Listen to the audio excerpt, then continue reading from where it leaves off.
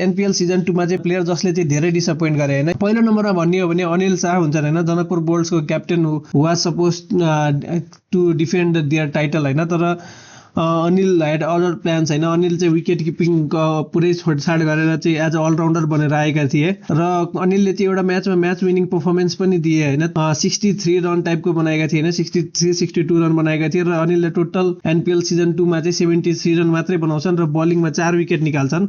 र यो स्क्वाड जुन नेपालले अहिले निकालेको छ, जुनबाट चाहिँ वर्ल्ड कपको लागि प्लेयरहरू सेलेक्ट गरिन्छ, त्यसमा चाहिँ अनिललाई राखिएकै छैन हैन। मलाई लाग्छ मैले पनि पहिला पनि यो कुरा भनिसकेको छु हैन। तर के हुन्छ भने अनिललाई चाहिँ यदि टिमले सेलेक्ट गर्छ भने एज अ विकेट किपरको ब्याकअप अप्सनमा सेलेक्ट गर्छ हैन। सो त्यो कारणले भन्ने हो भने चाहिँ अनिलले चाहिँ विकेट किपिङमा फोकस गर्नु पर्थ्यो, ब्याटिङमा फोकस गर्नु पर्थ्यो जस्तो लाग्छ हैन। अर्को प्लेयर भनेको सन्दीप जोरासँग चाहिँ धेरै नै एक्सपेक्टेसन थियो हैन। जुन अनुसारले उनले वेस्ट इन्डिजसँगको फर्स्ट म्याच खेलेका थिए, त्यो पछि चाहिँ एक्सपेक्टेसन एकदम नै हाई भएको थियो र सन्दीप जोराले चाहिँ टोटल यो एनपीएल सिजन 2 मा 115 रन मात्रै बनाएका छन् 104 बलमा हैन। 10 इनिङ ब्याटिङ गरेका थिए, 3टा त 0 रनमै आउट भएका थिए हैन। र सन्दीप जोराले चाहिँ एउटा पनि रिमार्केबल इनिङ खेलेन, not even in the final हैन। फाइनलमा सायद त 0 मै आउट भएका थिए, जबकि रन पनि धेरै बनाउनु पर्ने थिएन।